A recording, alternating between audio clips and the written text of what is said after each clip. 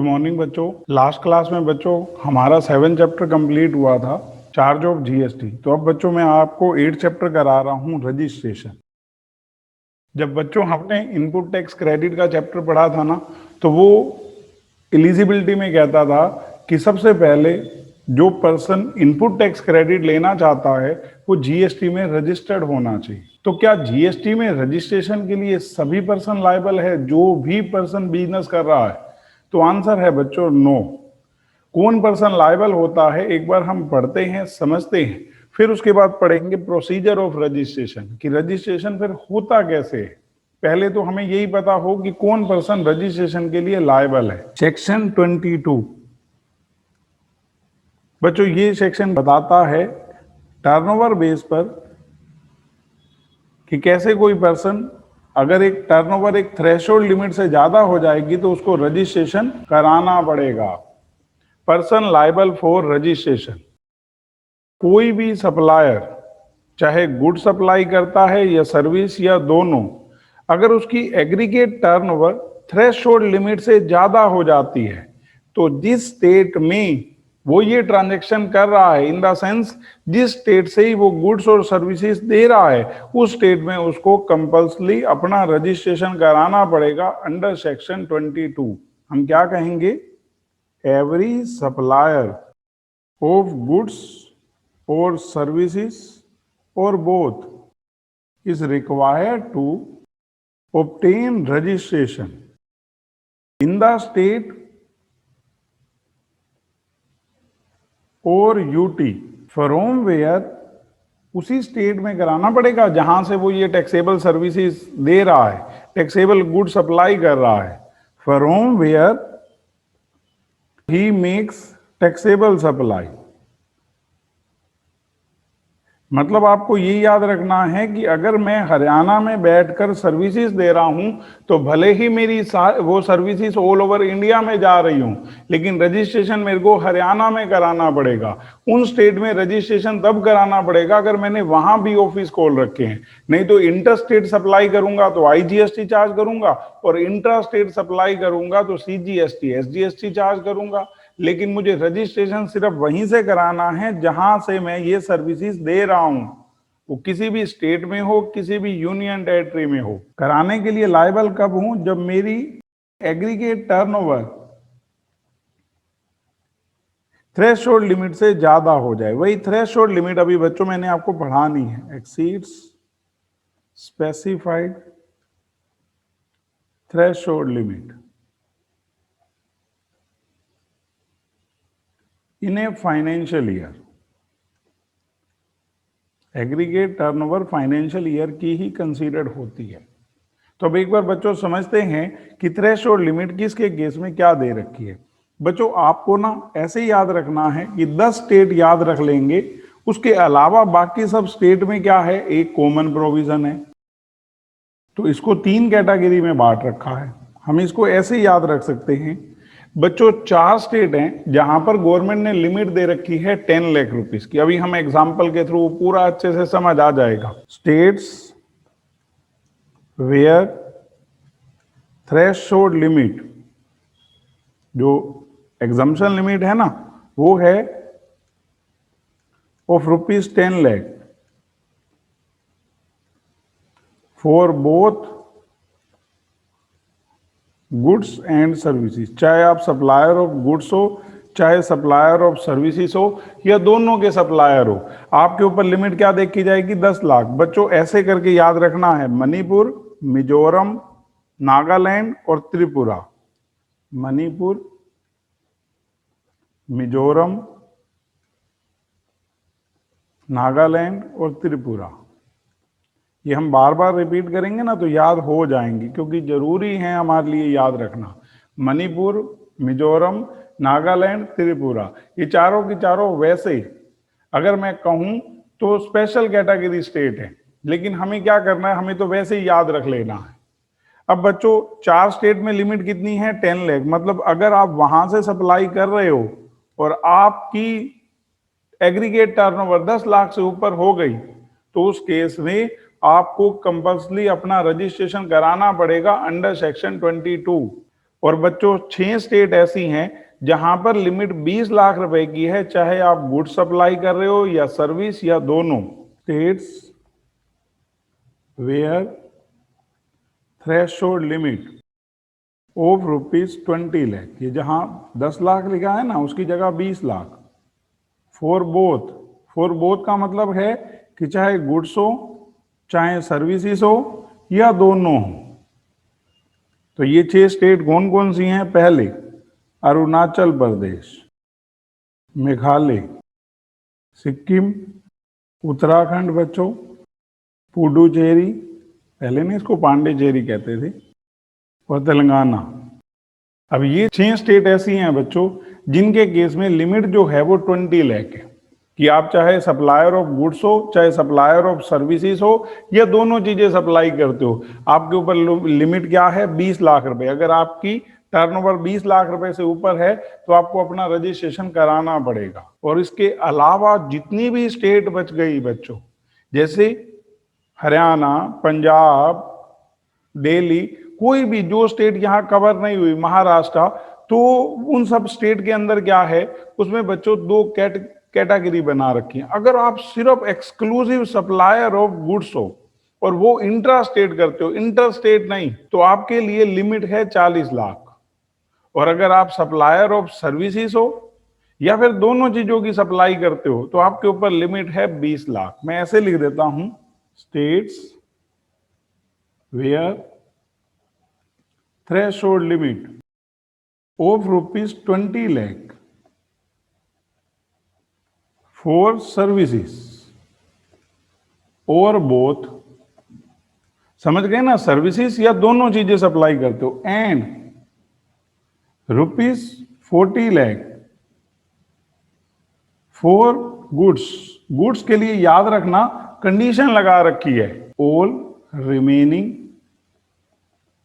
States. अब आपको याद पता है क्या रखना है 1 में? आप यहां याद रखेंगे कि जो पर्सन 40 लाख की लिमिट लेना चाहता है वो सिर्फ और सिर्फ किसकी एक्सक्लूसिव सप्लाई करता है? गुड्स की, और वो भी इंट्रा स्टेट। तो हम यहां कहेंगे ₹40 lakh limit will be available only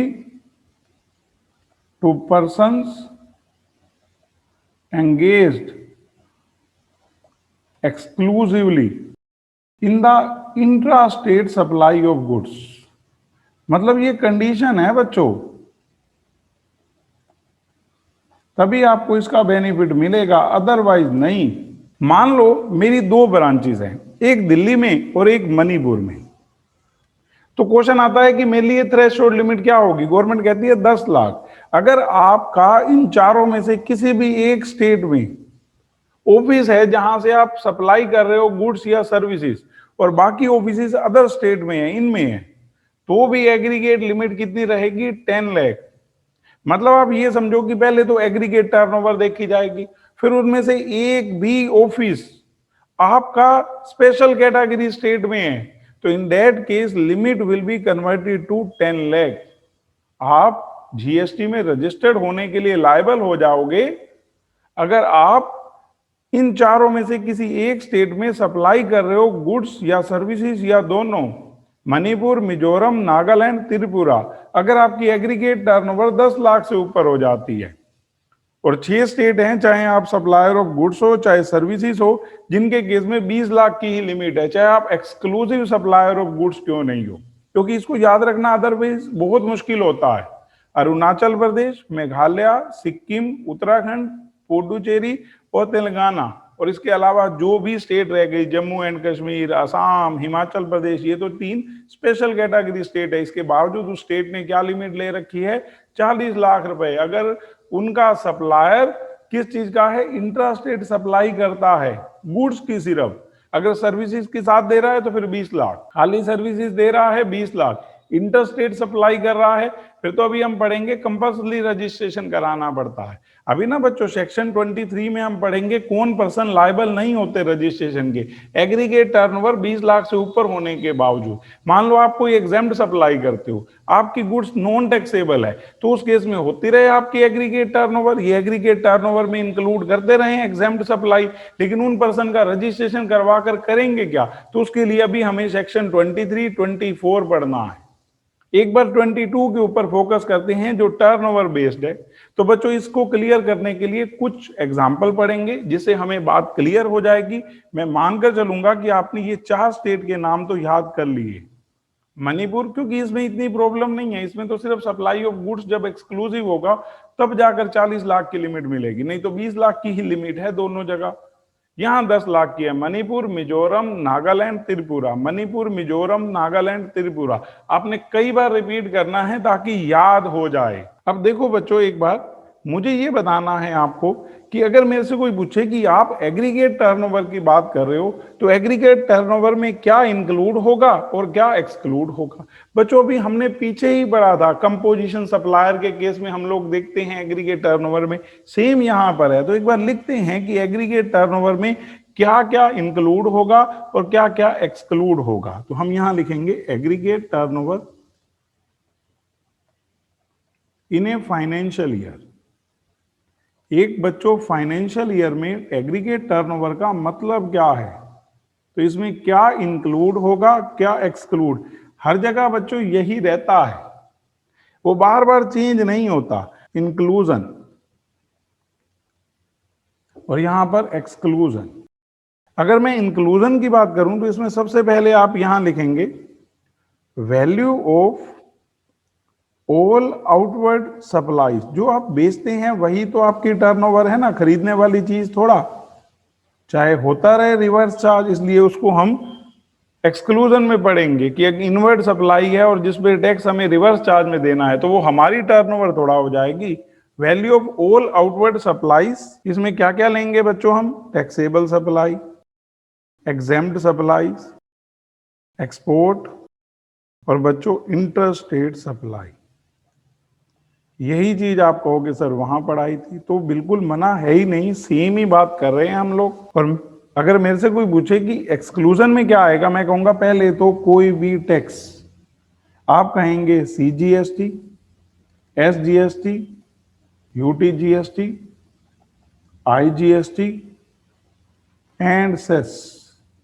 GST में ना कंपनसेशन सेस लगता है, ये सब एक्सक्लूड करके। क्योंकि पता क्या है बच्चों, आपकी जो टर्नओवर कंसीडर्ड होती है ना, जब आप लायबल हो जाते हो रजिस्ट्रेशन के लिए, तो उसमें हम लोग टर्नओवर में किस किस चीज को लेंगे, taxable supply, exempt supply, export. Exempt supply का मतलब होता है कि या तो वो जीरो रेटेड है या फिर वो नॉन टैक्सेबल है। मुझे यहाँ एक चीज आपको क्लियर करनी है, मान लो मैं alcoholic liquor for human consumption, जो जीएसटी में नहीं आती, जो जीएसटी में नॉन टैक्सेबल है, एक तो मेरी उसकी शॉप है और प्लस में कोई दूसरा बिजनेस भी करता हूं, तो मुझे रजिस्ट्रेशन तो सिर्फ दूसरे बिजनेस का कराना है। Alcoholic liquor for human consumption के लिए तो मैं लायबल ही नहीं हूं जीएसटी चार्ज करने के लिए। मैं जो दूसरा प्रोडक्ट बेच रहा हूं, तो क्वेश्चन आता है कि दूसरे प्रोडक्ट की टर्नओवर तो मेरी सिर्फ 6 लाख है और हमारी स्टेट में लिमिट 20 लाख की है, तो वो कहते हैं एग्रीगेट टर्नओवर देखेंगे, एग्जेम्प्ट सप्लाई को भी कंसीडर किया जाएगा। वो जो नॉन टैक्सेबल सप्लाई आप कर रहे हो ना, उसको भी एग्रीगेट टर्नओवर में लेंगे। हालांकि उसके ऊपर बाद में आपको जीएसटी नहीं चार्ज करना,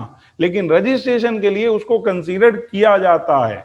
similarly export, inter state supply, ये सब कंसीडर होते हैं। मान लो आपके लिए कोई इनवर्ड सप्लाई है जिसमें रिवर्स चार्ज है, तो हम यहां कहेंगे inward supplies on which GST is payable, tax लिख लो चाहे वर्ड, अंडर रिवर्स चार्ज।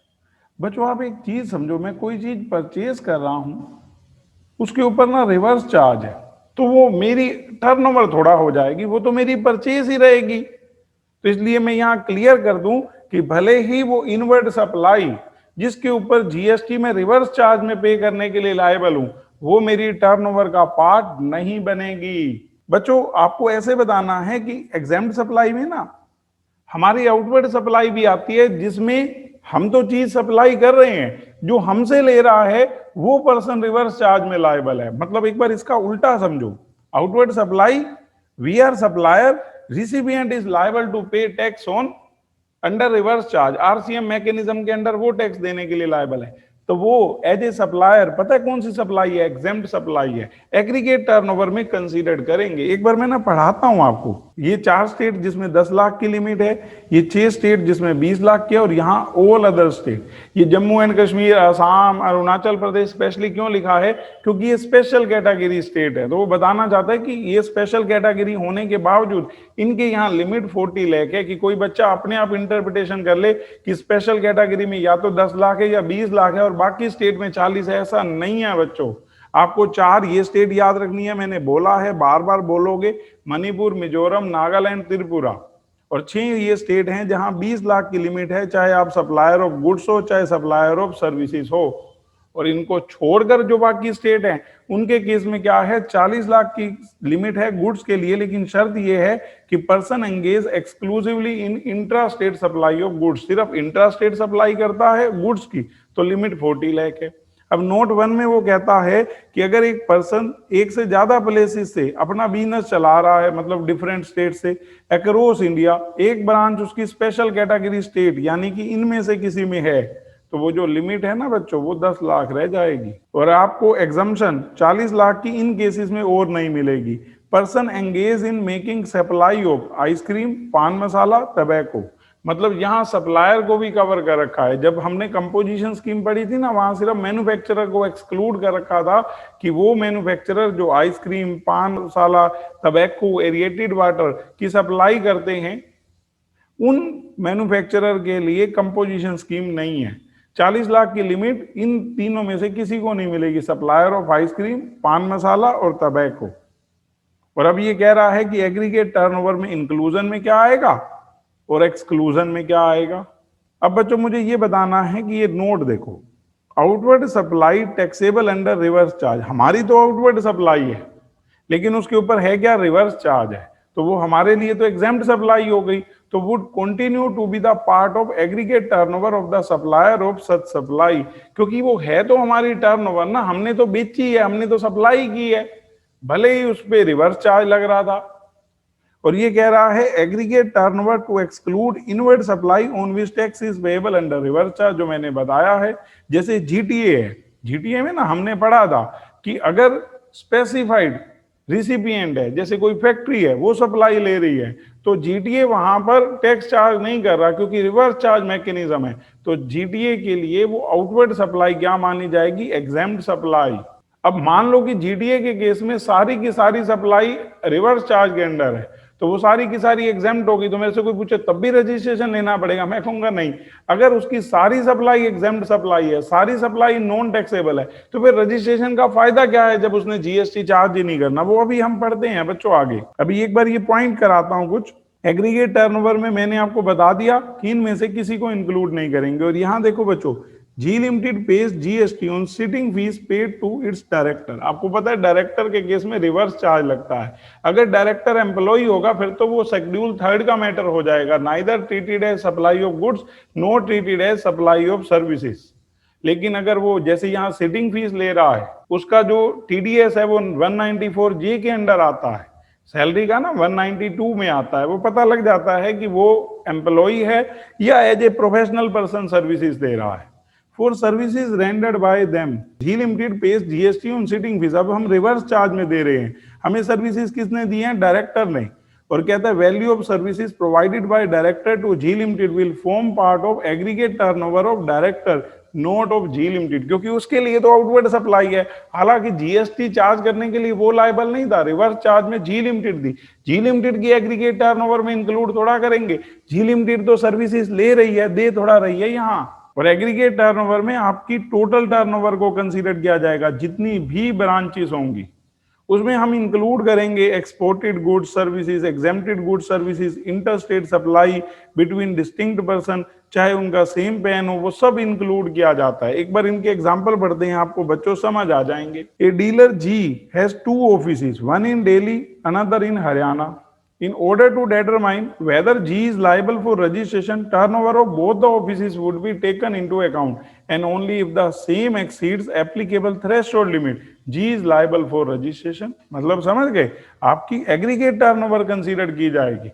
अगर एग्रीगेट टर्नओवर थ्रेशोल्ड लिमिट से ज्यादा है तभी आपको रजिस्ट्रेशन कराना पड़ेगा। HP Oils Haryana is engage in supplying machine oil as well as petrol. अब देखो ना, पेट्रोल इसके अंडर नहीं आता। आपने इसको कहां पढ़ा था? आप कहोगे सर सेक्शन 9(2) पढ़ाया था, जिसमें ये लिखा था petroleum crude, high speed diesel, natural gas, aviation turbine fuel. मतलब इन चीजों के ऊपर गवर्नमेंट कहती है कि जीएसटी तब लगाया जाएगा जब जो उनकी काउंसिल है वो रिकमेंड करेगी और फिर गवर्नमेंट बताएगी कि किस दिन से एप्लीकेबल है। नहीं तो पेट्रोल पे क्या नहीं लगता? जीएसटी, नॉन टैक्सेबल सप्लाई है। और ये आपकी जो मशीन ऑयल सेल कर रहे हो, ये आपकी टैक्सेबल सप्लाई है। टैक्सेबल का मतलब जीएसटी के अंडर आती है, तो वो दोनों को कंसीडर करेंगे। Supply of petrol is not leviable to GST but supply of machine oil is taxable. In order to determine whether HP oil is liable for registration, turnover of both the supply non taxable as well as taxable would be taken into account. If the same exceeds the threshold limit, HP oil is liable for registration. Aggregate देखेंगे और आप मेरे से कहते हो sir अगर ये सिर्फ पेट्रोल सप्लाई कर रहे होते तब, तो मैं कहता फिर इनको रजिस्ट्रेशन थोड़ा कराना था, क्योंकि वो तो एक्सक्लूसिवली सिर्फ क्या कर रहे हैं? Exempt supply. ये फिर मैं कहां पढ़ाऊंगा? सेक्शन 23 में बच्चों, जो बताएगा कि किन केसेस में पर्सन को रजिस्ट्रेशन नहीं कराना पड़ता भले ही उसकी टर्नओवर एक थ्रेशोल्ड लिमिट से ज्यादा है। क्यों? क्योंकि अगर आप सिर्फ एग्जेम्प्ट सप्लाई कर रहे हो, नॉन टैक्सेबल सप्लाई कर रहे हो, तो आपको जीएसटी चार्ज ही कहां करना है?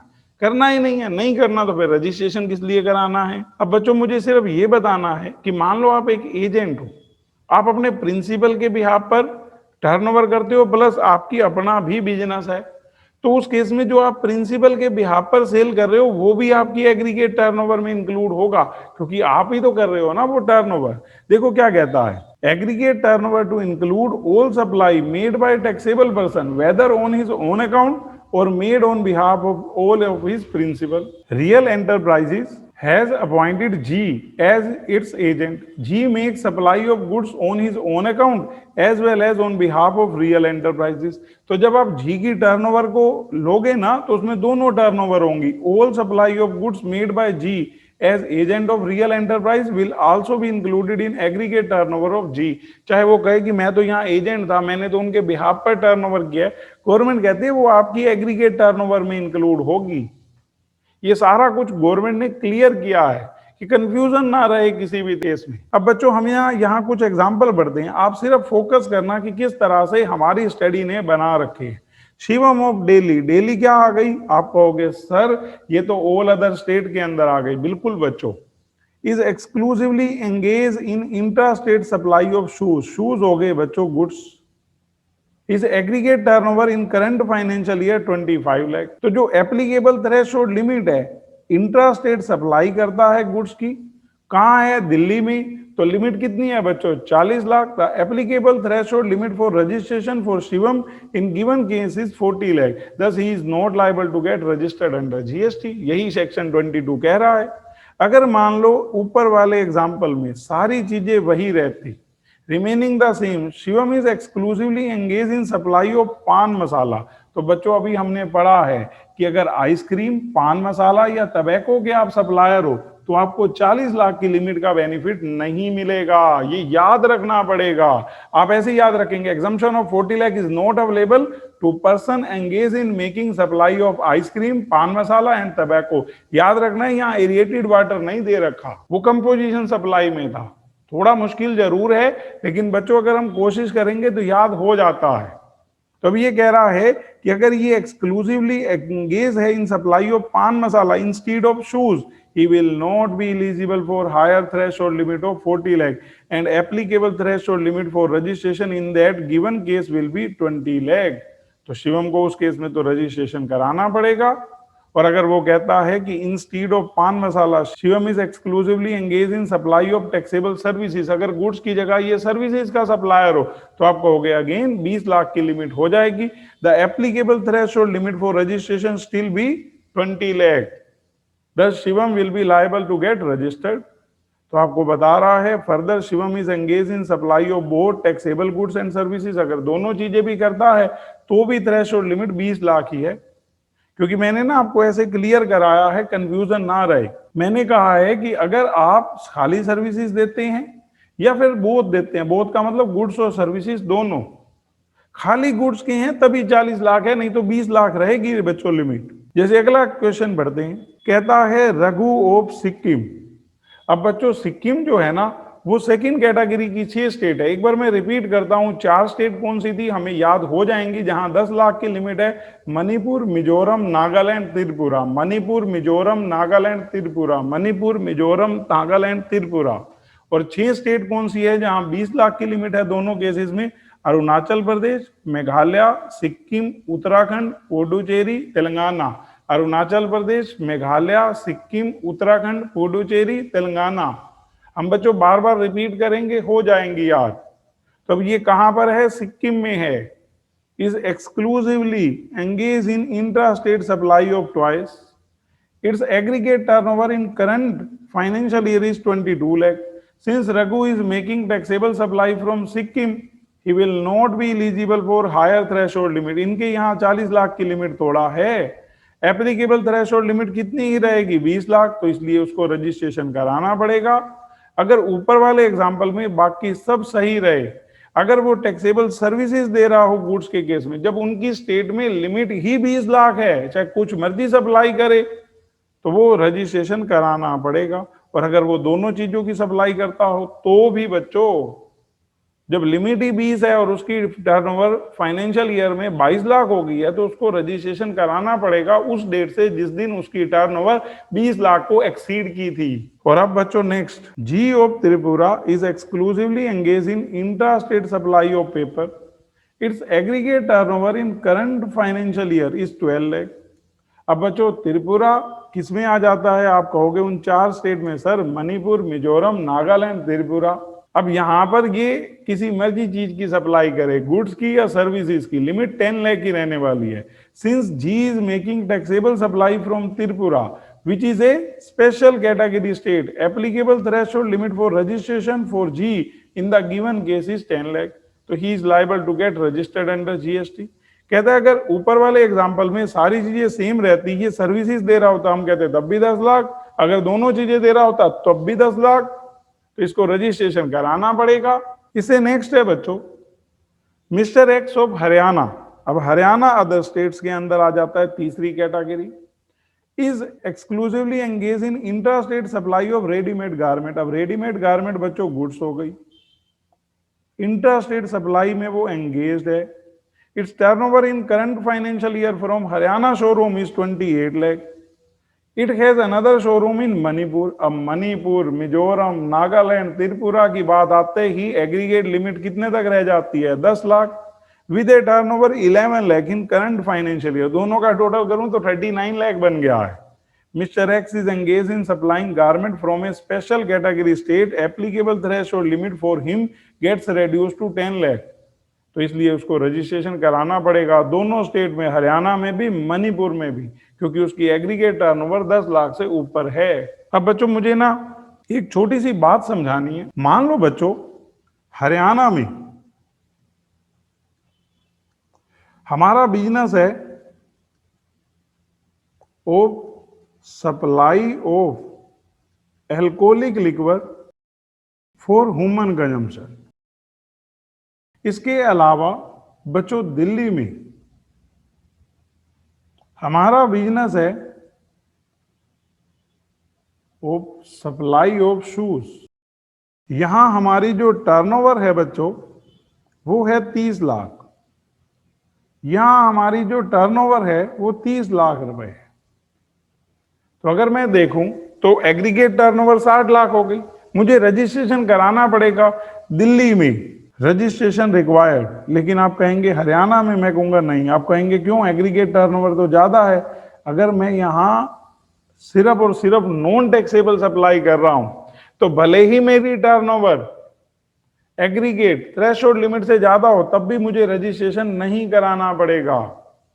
तो बच्चों क्या याद रखना है? Registration required only in daily, note required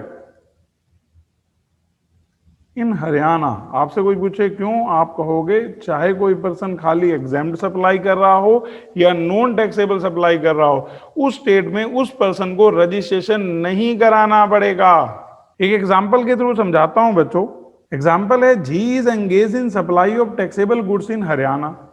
it also supplies alcoholic liquor for human consumption from Manipur. अब मणिपुर में होने के कारण हो गया, आप कहोगे कि सर लिमिट 10 लाख तक रिड्यूस हो गई, लेकिन वो तब रिड्यूस होगी बच्चों जब आप वहां कौन सी टर्नओवर कर रहे हैं, जो जीएसटी के अंडर आती है, जिसको टैक्सेबल सप्लाई कहते हैं। मतलब यहां एक कंसेप्ट और लिख देता हूं, आपको याद रखना आसान रहेगा। यहां हरियाणा की जगह त्रिपुरा होता, वहां हम किस चीज की सप्लाई कर रहे हैं, alcoholic liquor for human consumption, और यहां सप्लाई ऑफ शूज। तो मेरे से कोई पूछे अब एक बार बता सकते हो, मैं कहूंगा यहां पर पहले तो आप ये समझो, aggregate turnover considered ₹40 lakh for threshold limit. Threshold limit के लिए टर्नओवर क्या कंसीडर्ड होगी बच्चों, 40 लाख, ना कि 10 लाख। आप कहोगे क्यों सर, उसकी जब एक ब्रांच जहां से वो सप्लाई कर रहा है वो त्रिपुरा में है, तो मैं कहूंगा वहां से वो टैक्सेबल सप्लाई तो नहीं कर रहा ना। टैक्सेबल सप्लाई करेगा तो ये केस अप्लाई होगा। तो एक बार बच्चों एग्जांपल के थ्रू समझ आ जाएगा हमें। G is engage in supply of taxable goods in Haryana. It also supply alcoholic liquor for human consumption from Manipur. इसकी टर्नओवर करंट फाइनेंशियल ईयर में 36 लाख हरियाणा में है, 9 लाख मणिपुर में है। Since G is exclusively engage in making taxable supply of goods from Haryana, the applicable threshold limit for obtaining registration is 40 lakh. However, the threshold limit will not be reduced to 10 lakh. In this case, बच्चों वो 40 ही रहेगी, और उसकी 40 lakh exceed किया, 36 + 9 45 लाख हुई है, क्योंकि exempt supply को लेंगे एग्रीगेट टर्नओवर में। लेकिन ये थोड़ा कि अगर आप मणिपुर में alcoholic liquor for human consumption कर रहे हैं तो आपकी एग्रीगेट लिमिट भी 10 लाख कर देंगे, नहीं। वो कहेंगे वो जब चीज आती नहीं है जीएसटी में तो वो इस चीज को अफेक्ट नहीं करेगा। तो G is engage in making taxable supply of goods from Haryana, applicable threshold limit 40 lakh है, however threshold limit will not be reduced to 10 lakh in this case as supply of alcoholic liquor for human consumption from Manipur, one of the special category state, are non taxable supply। और इसके बाद कहता है in the given case since the aggregate turnover of G exceeds the applicable threshold limit of 40 lakh, it is liable to obtain registration। it will obtain registration in Haryana क्योंकि उसकी aggregate turnover 45 हो गई थी ना, but is not required to obtain registration in Manipur as he is not making any taxable supply from said state। अभी just इसके बाद section 23 ही है बच्चों, उसमें सबसे पहली बात यही आएगी, any person engaged exclusively in the business of supplying of goods or services or both that are not liable to tax or wholly exempt from tax। जिस बंदे की सप्लाई एग्जेम्प्ट है तो उसका आप रजिस्ट्रेशन करके करेंगे क्या, जीएसटी तो उसको चार्ज करना नहीं है। तो गवर्नमेंट कहते हैं नहीं, वो लाइबल नहीं है रजिस्ट्रेशन के लिए, भले ही एग्रीगेट टर्नओवर थ्रेशोल्ड लिमिट से ज्यादा हो जाए। अब बच्चों आगे है liability of transferee in case of transfer of business as going concern. आपने बिजनेस ट्रांसफर किया है गोइंग कंसर्न के तौर पर, तो जो ट्रांसफरी है ना उसको अपने पैन के बेस पर रजिस्ट्रेशन कराना है। किस दिन से, जिस दिन उसके नाम पे बिजनेस ट्रांसफर हुआ है। ये लायबिलिटी किसकी है, ट्रांसफरी की है बच्चों। ऐसे लिखा है, where a business is transferred whether on account of succession any other reason including transfer, change in ownership of business due to death of sole proprietor to another person as going concern, या फिर business का amalgamation हुआ है, demerger हुआ है, कोई भी case हुआ है, तो जो ट्रांसफरी है ना उसको बच्चों क्या कराना पड़ेगा, रजिस्ट्रेशन कराना पड़ेगा। किस डेट से, जिस दिन उसका ये अमलगमेशन उसके नाम पर बिजनेस हुआ था, उसी दिन से ट्रांसफरी लायबल हो गया। अब बच्चों मुझे आपको कराना है आगे section 23, persons not liable for registration. अगर कोई पर्सन सिर्फ एग्जेम्प्ट सप्लाई कर रहा है गुड्स की, सर्विसेज की, तो समझो उस पर्सन को रजिस्ट्रेशन कराने की जरूरत नहीं है। लेकिन अगर ऐसे है बच्चों कि मेरी एग्जेम्प्ट सप्लाई भी है और मेरी टैक्सेबल सप्लाई भी है, तो एग्रीगेट टर्नओवर में दोनों कंसीडर्ड होगी, चाहे ये 29 लाख है और ये मेरा 12 लाख है। हरियाणा में मैं टैक्सेबल सप्लाई ऑफ गुड्स कर रहा हूं, वहीं पर मेरी एग्जेम्प्ट सप्लाई ऑफ गुड्स भी है, तो टोटल 41 लाख हो गई। तो मुझे कोई पूछे कि रजिस्ट्रेशन कराना पड़ेगा, मैं कहूंगा हाँ, लेकिन फ्यूचर में जीएसटी सिर्फ किस पे चार्ज करना होगा? टैक्सेबल सप्लाई पर। और अगर आपका 2 स्टेट में है और एक जगह पर सिर्फ और सिर्फ एग्जेम्प्ट सप्लाई हो रही है, तो वहां आपको रजिस्ट्रेशन नहीं कराना पड़ेगा। तो any person engage exclusively in the business हो, अगर वो सिर्फ एग्जेम्प्ट सप्लाई ही करता हो तो भी उस पर्सन को क्या नहीं करवाना बच्चों? रजिस्ट्रेशन नहीं कराना। कौन कह रहा है? सेक्शन 23, टर्नओवर कितनी मर्जी क्यों ना हो। दूसरा, an agriculturist to the extent of supply of produce out of cultivation of land. बच्चों जब मैं आपको सेक्शन 11 पढ़ाऊंगा, एग्जम्पशन फ्रॉम जीएसटी, तो वहां हम पढ़ेंगे कि गवर्नमेंट ने कर रखा है कि जो एग्रीकल्चरल प्रोड्यूस होती है ना, उसको गवर्नमेंट ने जीएसटी में से एग्जेम्प्ट कर रखा है। मतलब एक एग्रीकल्चरिस्ट अपनी प्रोड्यूस को अगर सेल कर रहा है, तो चाहे उसकी टर्नओवर कितनी भी क्यों नहीं है, तब भी उसको रजिस्ट्रेशन नहीं कराना पड़ेगा, क्योंकि वो क्या है? एग्जेम्प्ट सप्लाई है। एग्जेम्प्ट कैसे है? थ्रू नोटिफिकेशन, गवर्नमेंट ने उसको एग्जेम्प्ट कर रखा है। इसी चीज को यहां कहा है, an agriculturist to the extent of supply of produce out of cultivation of land is also not liable to registration. The term agriculturist has been defined under section 27 of CGST act as an individual HUF who undertake cultivation of land. तो वहां पर अगर हम देखेंगे तो agriculturist का meaning भी आएगा, आप वर्क करके, अपने फैमिली मेंबर से वर्क कराकर, या फिर सर्वेंट वेजिस पे करके आप अपनी जगह को एग्रीकल्चर पर्पस के लिए यूज करते हो, तो उस केस में आपको एज ए एग्रीकल्चरिस्ट जितनी भी टर्नओवर हो रही है वो सब एग्जेम्प्ट है। तो अगर वो आपकी एग्जेम्प्ट है तो आपको रजिस्ट्रेशन कराना किस लिए है?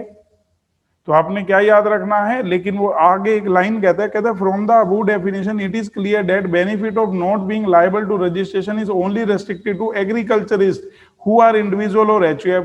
Further, if an agriculturist is also engaged in making any supply other than supply of produce out of cultivation of land, मान लो आप कल्टीवेशन ऑफ लैंड के अलावा कोई और भी सप्लाई करते हो, मतलब मैंने अभी आपको एग्जांपल दिया है कि आपकी एग्जेम्प्ट सप्लाई के साथ साथ टैक्सेबल सप्लाई भी है, तो फिर आपको रजिस्ट्रेशन कराना पड़ेगा। तो तभी वो कहता है he shall be liable to registration based on applicable threshold limit. फिर उसको बस थ्रेशोल्ड लिमिट से ऊपर कंसीडर किया जाएगा कि होते ही। अब बच्चों मैं आपसे एक बात पूछना चाहता हूं, मान लो मैं जीटीए हूं, गुड ट्रांसपोर्ट एजेंसी, और हमारी जो सर्विसेज जा रही हैं वो स्पेसिफाइड रेसिपिएंट को जा रही है, हम लोग रिवर्स चार्ज फॉलो कर रहे हैं कि वो रिसिपिएंट ही लायबल है जीएसटी देने के लिए, तो उस केस में क्या मुझे रजिस्ट्रेशन कराना पड़ेगा? नहीं। Specified category of person notified by government, person making only reverse charge supply under section 93, मतलब मैं सिर्फ क्या कर रहा हूं? रिवर्स चार्ज वाली सप्लाई कर रहा हूं जिसमें रिसिपिएंट लायबल है, तो मेरे लिए तो वो एग्जेम्प्ट सप्लाई हो गई ना बच्चों। और बच्चों दूसरी चीज, person making inter state supply of taxable services up to ₹20 lakh. बच्चों अभी ना हम आगे सेक्शन 24 पढ़ेंगे, वहां वो कहेगा कि अगर कोई person inter state supply of goods करता है तो चाहे उसकी टर्नओवर 10 रुपए भी क्यों ना हो, उस पर्सन को अपना रजिस्ट्रेशन कराना पड़ेगा, उसको थ्रेशोल्ड लिमिट का बेनिफिट नहीं मिलेगा और नॉर्मल स्कीम में रजिस्ट्रेशन होता है। मतलब आप समझो कि मैं अगर inter state supply of goods करता हूं, अपनी स्टेट से बाहर माल बेचता हूं, तो आप समझो मुझे कंपल्सरी रजिस्ट्रेशन कराना पड़ेगा अंडर सेक्शन 24, मुझे किसी थ्रेशोल्ड लिमिट का बेनिफिट नहीं मिलेगा। लेकिन अगर मैं यहां बैठे पढ़ा रहा हूं और मेरे पास 2 स्टूडेंट आउटसाइड स्टेट के भी हैं, मतलब मैं इंटर स्टेट सप्लाई भी कर रहा हूं, तो भी मुझे 20 लाख का बेनिफिट मिलेगा। 20 लाख से ऊपर मेरी टर्नओवर होगी तभी मुझे अपने आप को रजिस्टर्ड कराना पड़ेगा। तो क्या कहा?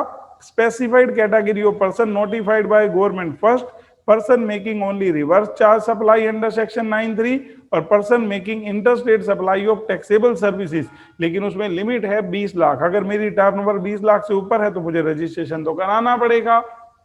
However, aggregate value of such supply to be computed on all India basis should not exceed an amount of 10 lakh in case of special category state of Mizoram, Tripura, Manipur, Nagaland। ये 20 लाख की limit 10 lakh में convert हो जाएगी अगर मैं services in 4 जगह से दे रहा हुआ, मिजोरम, मणिपुर, त्रिपुरा, नागालैंड। ये हमने बार बार पढ़ा है और आपने याद रखना है, these are called special category state, जहां पर गुड्स और सर्विसेज के लिए लिमिट 10 लाख है।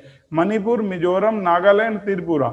और 6 स्टेट कौन सी हैं? अरुणाचल प्रदेश, मेघालय, सिक्किम, उत्तराखंड, पुडुचेरी, तेलंगाना। बार बार रिपीट करेंगे बच्चों, याद होगा। और अब बच्चों इससे आगे गवर्नमेंट ने ना एक बेनिफिट जोड़ रखा है कि person making inter state taxable supply of notified handicraft goods, उनके केस में ना लिमिट आपको 20 लाख की मिलेगी, भले ही आप इंटर स्टेट सप्लाई कर रहे हैं। और बच्चों जब मैंने कंपोजिशन स्कीम की रेस्ट्रिक्शन पढ़ाई थी ना, तो वहां मैंने कहा था कैजुअल टैक्सेबल पर्सन नहीं होना चाहिए, क्योंकि अगर आप सीटीपी होना तो आप कंपोजिशन स्कीम में रजिस्टर्ड नहीं करा सकते, उनको ना कंपल्सरी रजिस्ट्रेशन कराना पड़ता है इररिस्पेक्टिव ऑफ टर्नओवर। लेकिन अगर वो inter state taxable supply of handicraft goods करेंगे जो नोटिफाइड कर रखी है गवर्नमेंट ने, तो उनके केस में उनको 20 लाख की लिमिट का बेनिफिट मिलेगा ही मिलेगा। तो देखो मैं पढ़ता हूं, a person making interstate supply of goods is liable to be registered compulsory. अगर आप इंटरस्टेट सप्लाई करते हो तो आपको समझो हर हाल में अपने आप को रजिस्टर्ड कराना पड़ेगा। कौन कहता है? आप कहेंगे सेक्शन 24। अभी जस्ट इसके बाद वही आना है, irrespective of threshold limit.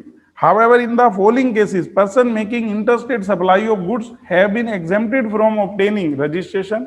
तो हालांकि इन केसेस में पर्सन को रजिस्ट्रेशन से एग्जम्पशन दे रखी है। First, person making interstate taxable supply of notified handicraft goods. साथ में देखो हमने बच्चों लिख रखा है कि हमें नहीं पढ़ना नोटिफाइड हैंडीक्राफ्ट गुड्स कौन सी हैं, नोटिफाइड प्रोडक्ट कौन से हैं जिसमें मैनुअली काम होता है, मशीन का अगर यूज होता है तो बहुत माइनर सा। उन चीजों को प्रमोट करने के लिए उनके सप्लाई के ऊपर गवर्नमेंट ने 20 लाख की बेनिफिट दिया है कि अगर वो इंटरस्टेट सप्लाई भी कर रहे हैं तो भी उनको 20 लाख की लिमिट का बेनिफिट मिलेगा। मान लो मैं यहां से हैंडीक्राफ्ट गुड्स जो गवर्नमेंट ने नोटिफाइड कर रखी है सप्लाई कर रहा हूं और मेरी टर्नओवर 18 लाख रुपए है, 20 लाख से कम है, तो कोई पूछे क्या मुझे रजिस्ट्रेशन कराना पड़ेगा? नहीं, क्योंकि गवर्नमेंट ने क्लियरली कह दिया सेक्शन 23 में कि 20 लाख से कम होगी, 20 लाख तक होगी तो वो लायबल नहीं है। और ये कहता है condition to be fulfilled. First, aggregate value of such supply to be computed on all India basis does not exceed an amount of 20 lakh. Aggregate turnover 20 lakh से ऊपर नहीं होनी चाहिए और स्पेशल कैटेगरी स्टेट इन चारों के केस में 10 लाख से ऊपर नहीं होनी चाहिए। और इस पर्सन के पास अपना पैन होना चाहिए, ई वे बिल दे जब ये भेजे। वो तो बच्चों आप माल भेजोगे तो ई वे बिल तो लगेगा ही सही। अभी ना हम इससे अगले चैप्टर में ई वे बिल पढ़ेंगे। जीएसटी में ना ई वे बिल का बहुत यूज है। और इसके बाद बच्चों कह रहा है सीटीपी। अभी मैं आपको बता रहा था ना कैजुअल टैक्सेबल पर्सन के लिए वैसे कंपल्सरी है, वो कंपोजिशन स्कीम भी नहीं ले सकते, लेकिन यहाँ 20 लाख का बेनिफिट मिल जाएगा अगर वो क्या कर रहे हैं, नोटिफाइड हैंडीक्राफ्ट गुड सप्लाई कर रहे हैं या फिर नोटिफाइड प्रोडक्ट जो मैनुअली बनते हैं जिसमें मशीन का बिल्कुल माइनर सा यूज होता है, उनके केस में गवर्नमेंट ने क्या रखा है, बेनिफिट दे रखा है। तो क्या कहा है, as we have studied earlier date as per section 24। अभी बच्चों हमने पढ़ना है क्योंकि पहले 22 पढ़ा है फिर 23। ये वैसे बात कर रहा है क्योंकि इन्होंने ये चीज स्टडी में 24 के बाद दे रखी है। A CTP is liable to be registered compulsory under GST irrespective of the threshold limit. हालांकि इन केसेस में आपकी थ्रेशोल्ड लिमिट कंसीडर होगी। कौन कौन सी? First, CTP making interstate taxable supply of notified handicraft goods. कोई पूछे कौन सी होती हैं तो आप कहेंगे not in syllabus. Notified product when made by craftsman predominantly by hand even though some machinery may also be in process। तो एग्रीगेट टर्नओवर 10 लाख हो जाएगी इन 4 स्टेट में, मणिपुर, मिजोरम, त्रिपुरा, नागालैंड। और इस पर्सन के पास पैन होना चाहिए और जब इसने भेजी थी ई वे बिल जनरेट किया हो। एक बार एग्जांपल पढ़ते हैं बच्चों, समझ आएगा। पहला एग्जांपल है बच्चों भारत ऑयल्स पंजाब। अब बच्चों पंजाब अदर स्टेट में आ जाता है। इस exclusively engage in supplying petrol. अब बच्चों अगर आप नॉन टैक्सेबल सप्लाई कर रहे हो तो जीएसटी में रजिस्ट्रेशन कराना किस लिए है?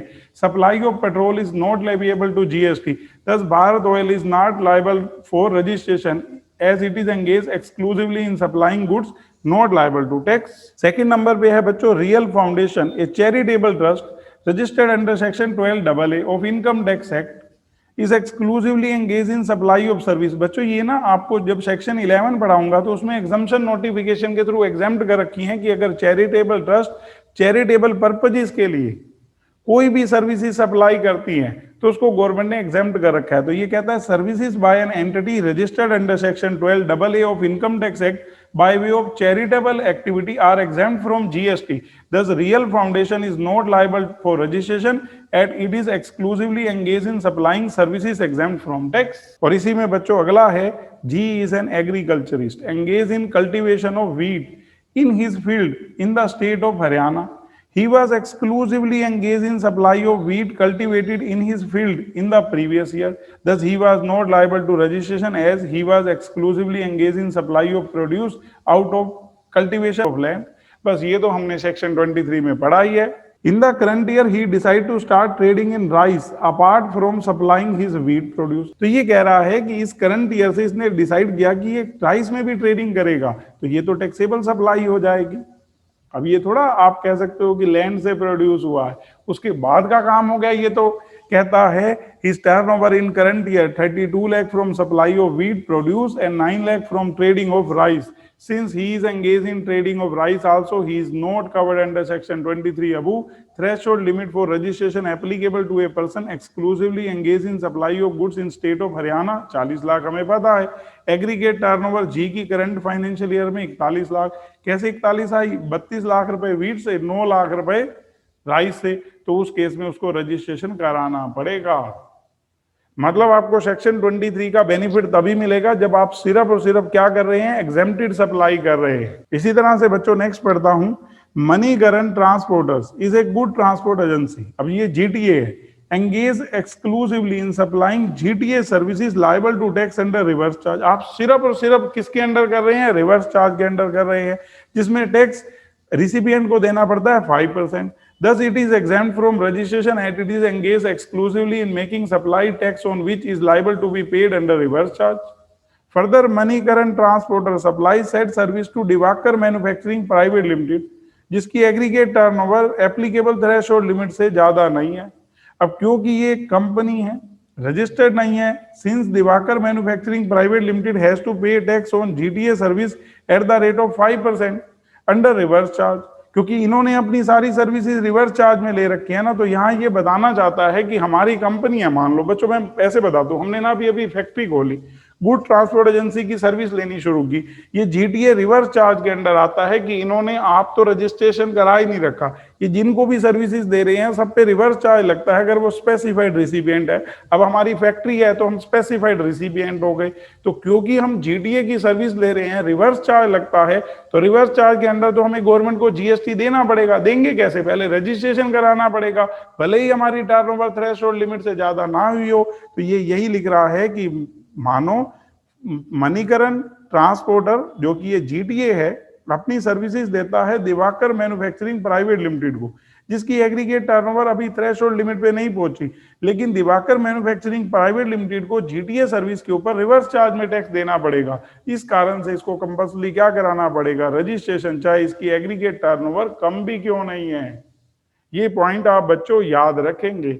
अगर आपको रिवर्स चार्ज में जीएसटी देना पड़ गया क्योंकि आप स्पेसिफाइड रिसिपिएंट हो, तो इस कारण से भी आपको अपना क्या कराना पड़ेगा, रजिस्ट्रेशन। और बच्चों 2 एग्जाम्पल और पढ़ा रहा हूं आज, बच्चों इतना ही पढ़ेंगे, ये एग्जाम्पल समझ लेना बस। Tola and company located in Delhi is engaged in supply of taxable goods in neighboring state of Punjab and Haryana. Its aggregate turnover in current financial year is 10 lakh.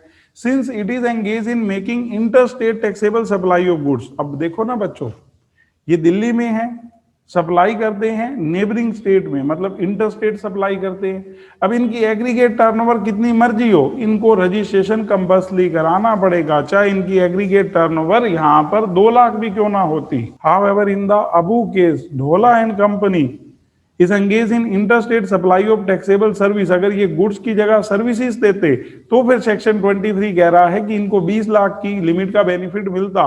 instead of goods, it will be eligible for exemption from registration till its aggregate turnover does not exceed 20 lakh, क्योंकि उसकी turnover 20 lakh से ज्यादा नहीं है। और services के case में आपको पता है 20 लाख की लिमिट है, चाहे वो दिल्ली हो, हरियाणा हो, पंजाब हो, कोई भी जगह हो। और सेकंड एग्जांपल बच्चों, Real Private Limited located in Madhya Pradesh, ये भी बच्चों अदर स्टेट में ही आता है।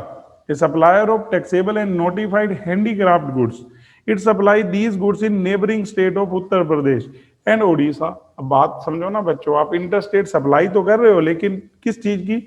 नोटिफाइड हैंडीक्राफ्ट गुड्स की। It's aggregate turnover in the month of April 15 lakh।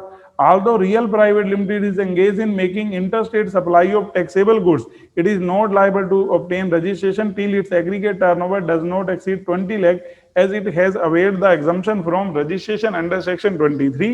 तो बच्चों यहीं तक करा रहा हूं। बाय बच्चों।